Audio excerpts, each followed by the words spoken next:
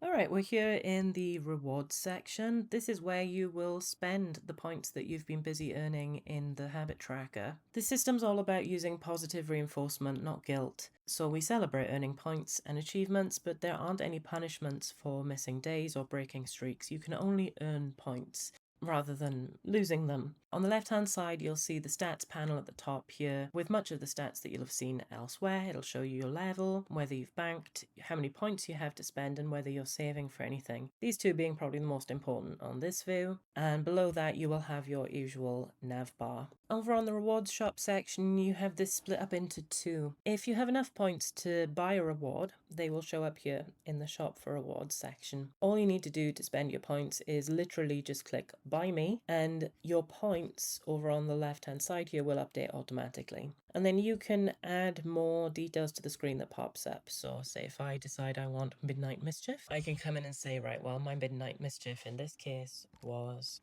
how about that? And I'll get it today, the cost is there, and then the notes, I could put in whatever I want.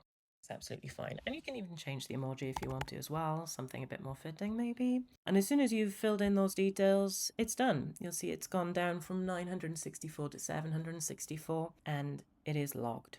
If you can't afford a treat yet, it will be in the second section, the window shop for wishes. And this is where you can set a goal to save up for something a little bit more special. All you need to do is click on I want this, and it'll update your stats card to show what you're saving up for. So here you can see at the moment I'm saving up for a solo date. But if I wanted to, I could change that to saving up for a nest upgrade, let's say. And the percentage of how many points I've got compared to what I need will change depending on what I'm logging. So I'll put it back to solo date. You can say it's 38% of the way there. These are all user created, so you choose whatever matters to you and how much you think it should cost. And you can change that at any point. If I decide that these chocolate boxes, actually, they should only be 100 to buy, then I can just come in and edit that. And I can just say, no, you know what, now they're only 100.